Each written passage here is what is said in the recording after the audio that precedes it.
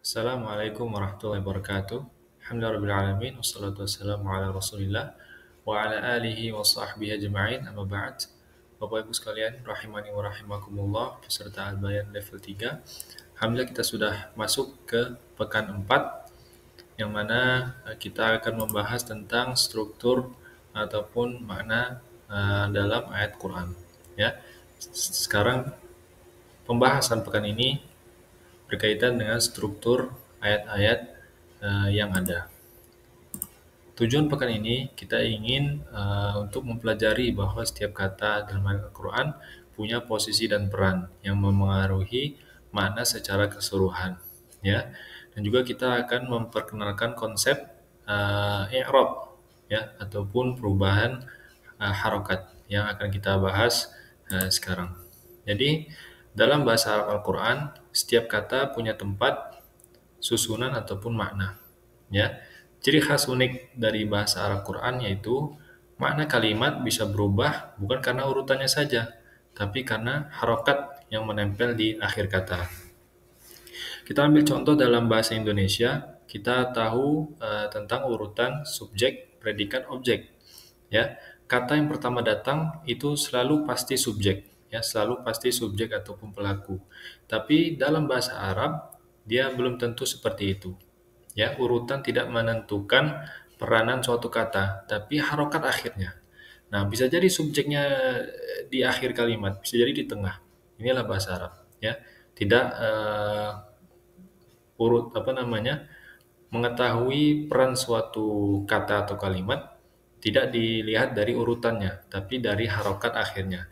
Kita bisa lihat contohnya di dua ayat ini, ya. Dan fokus di lafzul jalalah Allah, ya, fokus di lafzul jalalah Allah. Allahu yastahzi'u bihim. Allahu di sini dhammah. Dan di ayat berikutnya wa'budullaha. Nah, Allahnya fathah, lafzul jalalahnya fathah di sini. Nah, apa yang menyebabkan ini? Apa yang menyebabkan dua kata ini bisa beda harokatnya? Yaitu adalah i'rab ataupun ini yang akan kita bahas di pekan ini. I'rab itu secara bahasa artinya menjelaskan atau menampakkan, ya. Nah, adapun secara istilah, dia adalah perubahan harokat akhir kata dalam bahasa Arab karena peran kata itu dalam kalimat. Ya, jadi ketika dia subjek, ya, ketika peran dia menjadi subjek ataupun pelaku, maka harokatnya ini. Ketika dia perannya sebagai objek, maka harokatnya ini. Nah, itu dia guna i'rab. Ya. Jadi i'rab ini menunjukkan fungsi setiap kata, apakah dia subjek, apakah dia objek, apakah dia keterangan, bukan dari urutan kata tapi dari harokat akhirnya. Ya. Nah, di sini kita bisa lihat kembali bahwasanya di bahasa Indonesia ataupun bahasa Inggris ataupun di kebanyakan bahasa, makna kalimat ditentukan dari urutan kata. Ya, adapun bahasa Arab ditentukan dari harokat akhir kata. Nah, jadi itulah yang membuat bahasa Arab bisa pindah-pindah posisi kata-katanya. Nah, dan ini juga yang membuat bahasa Arab lebih kaya dan lebih indah, sehingga susunan tertentu bisa memberikan penekanan rasa tertentu. Baik, ini dia bentuk-bentuk i'rab isim. Jadi i'rab isim ini ada tiga, ya. Perubahan isim ini ada tiga kondisi. Pertama ada rafa, kedua ada nasab, dan juga ada jar. Apa arti rafa, apa arti nasab, apa arti jar? Nah, ini tidak kita terjemahkan, ya. Karena tidak semua mustalahat ataupun istilah kita bisa terjemahkan. Jadi cukup kita tahu apa itu rafa, apa itu nasab, apa itu jar, tidak perlu kita terjemahkan, ya. Nah, ini kita bahas satu-satu. Pertama, kondisi pertama itu rafa. Rafa ini adalah bentuk kondisi asli, ya, kondisi template ataupun kondisi awal dari sebuah kalimat. Dia bentuknya harokatnya dhammah. Ya, fungsinya menunjukkan subjek, khabar ataupun ketika dia menjadi pelaku, fa'il, dia dhammah. Contoh, Allahu la ilaha illa huwal hayyul qayyum. Allahu sebagai mubtada, sebagai subjek utama mubtada, eh, maka dia dhammah di sini. Apa itu mubtada? Nah, ini bisa dipelajari lagi di materi jumlah ismiyah di level 1 di pekan-pekan awal, ya.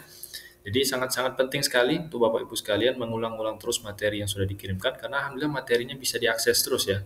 rekamannya ada, semuanya ada, latihannya ada, jadi bisa diakses terus sehingga bisa dipelajari kapan saja. Dan yang paling terpenting juga perbanyak perkaya kosakata kita, ya, perkaya kosakatanya terus. Nah, di sini dia Allahu, Allahnya dhammah. Dia sebagai mutada karena dia berada di awal kalimat. Perannya apa? Perannya sebagai pokok kalimat ataupun pelaku perbuatan. Nah, lanjut kita ke kondisi kedua yaitu nasab. Bentuk harokatnya fathah, ya bentuk umumnya fathah. Dia bisa bentuk lain tapi yang paling sering kita temui bentuknya fathah. Jadi ini saja dulu ya, pelajari saja bentuk umumnya dulu yaitu fathah. Fungsinya apa? Fungsinya menjadi objek. Nah, kalau rofa tadi sebagai pelaku, maka nasab ini sebagai objek. Contoh pelaku adalah misalnya seseorang, misalnya saya makan, misalnya saya menolong dia, gitu kan? Saya sebagai pelaku, apa aksinya? Yaitu menolong. Siapa yang ditolong? Dia. Nah, itu dia itulah sebagai objek ataupun sebagai maf'ul bih. Nah, disinilah kita coba contohnya wattaqullaha. Nah, kita lihat lafz jalalahnya di sini fathah, ya. Lafz jalalah mansub sebagai objek perintah ittaqu. Karena kalimatnya wattaqu artinya maka bertakwalah kalian. Bertakwa kepada siapa? Kepada Allah, objeknya Allah. Maka wattaqullaha. Allahnya di sini nasab ataupun mansub ataupun fathah harokatnya, ya. Dan di kondisi ketiga yaitu jar. Nah, bentuk harokatnya yang paling sering kita temui adalah kasrah. Ini yang paling gampang insya Allah ya, karena jar ini dia diikuti oleh huruf jar. Ya. Kapan jar ini terjadi? Terjadi ketika suatu kata diikuti oleh huruf jar. Huruf jar apa saja? Fi, min, ila, bi, li, ala. Nah, seperti itu huruf jar. Yang sudah kita pelajari juga di level 1 ya. Nah, jadi nanti bisa dipelajari lagi terus diulang-ulang dari materi-materi yang sudah kita berikan. Contoh ayat, aminu billah. Aminu artinya maka berimanlah kalian. Kepada siapa? Billah, kepada Allah. Ya. Aminu billah. Maka Allahnya di sini kasrah karena dia diikuti oleh huruf jar bi. Seperti itu ya. Jadi ini tiga kondisi i'rab isim. Pertama ada rafa', ada nasab dan ada jar. Kita coba praktikkan di suatu ayat ya. Kita coba praktikkan di suatu ayat. Kita ambil ayatnya ini. Wa idzi batala Ibrahima rabbuhu bikalimatin fa'atammahun. Ini di ayat surat Al-Baqarah. Ya. Terjemahannya, dan ingatlah ketika Nabi Ibrahim alaihissalam diuji Tuhannya dengan beberapa kalimat, yaitu perintah dan larangan. Lalu Ibrahim menunaikannya. Nah, ini kita lihat wa huruf id itu juga huruf ya. Ibtala itu fi'il ya, fi'il kata kerja. Ibtala artinya menguji. Nah, disinilah kita lihat ibtala Ibrahim rabbuhu. Ya, ibtala Ibrahim rabbuhu. Menguji. Siapa yang menguji? Apakah Ibrahim atau rabbuhu? Rabbuhu ya, yang menguji rabbuhu. Karena apa? Karena rabbuhunya Rabb di sini dhammah, ya, Rabbnya dhammah. Berfungsi sebagai pelaku. Marfu', fa'il. Jadi Tuhannya yang menguji. Allah yang menguji, Rabbuhu, Tuhannya Nabi Ibrahim yang menguji. Ya. Lalu Ibrahimnya berfungsi sebagai objek dan Ibrahima dia fathah ya karena berfungsi sebagai objek. Nah, kalau dengan kasat mata kita yang mana kita adalah penutur bahasa Indonesia, kita bisa lihat di sini posisinya ya. Ibtala Ibrahim rabbuhu. Nah, kalau bahasa Indonesia kan subjek, predikat, objek gitu kan. Siapa yang katanya yang duluan itulah yang sebagai subjeknya. Nah, di sini Ibrahim yang duluan. Nah, bisa kita lihat ya, Ibrahim duluan baru Rob. Tapi Ibrahim yang sebagai objek. Karena apa? Karena dilihat dari harokat akhir kata. Nah, inilah bahasa Arab. Ya. Inilah bahasa Arab. Jadi tidak serta-merta melihat urutan saja, tapi melihat harokat akhir katanya. Itu yang menentukan. Itu yang menentukan peran suatu kata. Ya, disinilah kita mengetahui bahwasanya Nabi Ibrahim yang diuji. Karena apa? Karena Nabi Ibrahim yang sebagai objek, yaitu Ibrahim fathah, dan yang menguji siapa? Allah, Rabbuhu, karena Rabbnya di sini dhammah, seperti itu ya. Jadi ini sedikit konsep dasar dari i'rab. Dan juga bi kalimatin, bi huruf jar, maka kalimatin ini kasroh ya, karena diikuti oleh huruf jar bi, seperti itu. Ya, paham ya sampai sini? Insya Allah gampang. Kita jelaskan konsep i'rab dasarnya. Yang paling terpenting kita tahu apa itu rafa', apa itu nasab, apa itu jar, dan tahu masing-masing harokatnya apa. Ya, rafa' itu dhammah, nasab itu fathah, jar itu kasrah. Ya, rafa' ketika dia sebagai pelaku, nasab sebagai objek, jar sebagai ketika dia diikuti oleh huruf jar. Nah, kita coba lagi di ayat berikut. Wa id qala rabbuka, wa ini huruf, id ini juga huruf ya, menentukan id ini artinya ketika. Ya, qala apa? Fi'il, huruf apa isim? Kalau misalnya Bapak Ibu sekalian lupa, apa saja contoh, apa saja ciri-ciri isim, apa saja contoh fi'il, apa saja ciri-ciri dari huruf, bisa dilihat lagi ya materi level 1, karena ini semua berhubungan. Wa idh qala rabbuka. Qala artinya berkata, ya. Rabbuka yaitu Tuhanmu. Nah, coba kita lihat robnya di sini dhammah, fathah, apa kasrah? Dhammah ya, rabbu. Bu, ini ka ini sebagai kata ganti. Kamu. Jadi rob kamu, gitu, rob kamu. Ya, jadi kita lihat robbunya di ba-nya, robbu. Ya. Nah, sini dhammah berarti dia sebagai pelaku. Lil malaikah. Lil malaikah. Li huruf apa? Huruf jar. Maka al malaika masuk menjadi majrur karena dia diikuti oleh huruf jar, maka dia dhammah, fathah, apa kasrah? Kasrah ya, lil malaikati. Oke.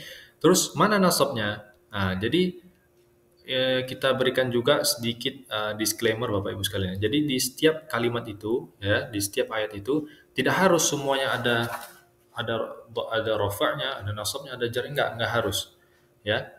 Enggak harus ada. Yang penting kalimat itu sudah menjadi jumlah mufidah ataupun kalimat yang sempurna, maka dia sudah menjadi kalimat. Tidak perlu ada semua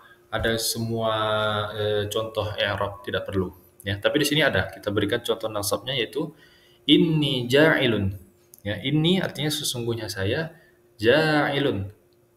Ja'ilun, saya menjadikan ya, orang yang menjadikan. Fil ardi ini juga jar ya, fil ardi. Khalifah. Khalifahnya kita bisa lihat di sini fathah ya, khalifatan. Karena sebagai objek. Objek dari apa? Objek dari ja'ilun. Ya. Nah, ini ja'ilun ini sebenarnya dari fi'il, tapi dijadikan isim fa'il. Nah, ini juga nanti bisa kita diskusikan ya di sesi Zoom insyaallah taala. Baik Bapak Ibu sekalian, ini dia materi pekan ini tentang i'rab isim ya, yang mana sangat penting sekali untuk kita mengetahui peran suatu kata ya. Karena kita juga ingin bahwasanya paham ya bagaimana peran-peran suatu kata dalam ayat, dan ini sangat membantu juga dalam mempelajari tafsir nantinya ya. Karena kita ingin mengetahui siapakah subjeknya, siapakah objeknya, dan beberapa orientalis ataupun orang-orang barat yang sengaja mempelajari Islam untuk merusaknya dari dalam, ini pernah sering terjadi kesalahan ya. Mereka tergelincir ke kesalahan karena tidak paham tentang i'rab ya. Jadi disinilah kita sebagai umat Islam salah satu wasilah untuk menjaga firman Allah Ta'ala dengan mempelajari bahasa Arab Al-Quran. Ya, ini sedikit latihan yang kita berikan ya. Ini ada 4 ayat. Jadi nanti Bapak Ibu sekalian praktek dengan pengajarnya, identifikasi, menemukan mana yang rafa' ya, mana yang nasab, mana yang jar pada ayat di bawah, dan berikan alasannya apa ya. Nanti diskusi saja sama pengajarnya. Insya Allah waktunya panjang, materinya juga tidak terlalu berat ya. Jadi nanti bisa diskusi dengan leluasa. Itu Itu saja yang kami sampaikan. Terima kasih atas partisipasi Bapak Ibu sekalian. Sudah sampai pekan keempat di level 3 ya. Nah, sudah pertengahan jalan karena di level 3 kita 8 pekan durasinya. Ya, pesan dari saya hanya terus untuk berjuang, walaupun mungkin kita banyak yang tidak paham, banyak yang terlewat misalnya materinya, nggak apa-apa. Yang penting kita punya keinginan untuk terus memperbaiki dan terus menjalankan progres yang ada seadanya, semampunya, ya, tanpa tekanan, tanpa beban. Dan yang paling terpenting terus perkaya kosakatanya, karena kosakata ini bisa jadi 50% pembantu Bapak Ibu sekalian untuk memahami suatu ayat. Ya, jadi perkaya terus kosakatanya, latihan terus kosakata yang diberikan setiap pekannya. Masya Allah itu sudah banyak, hampir 400 atau 500 kosakata yang kami berikan di program ini. Jadi ini sangat penting ya untuk bahan tadabbur Bapak Ibu sekalian juga. Ini saja yang kami sampaikan, kurang lebihnya kami mohon maaf. Billahi taufiq hidayah. Wassalamualaikum warahmatullahi wabarakatuh.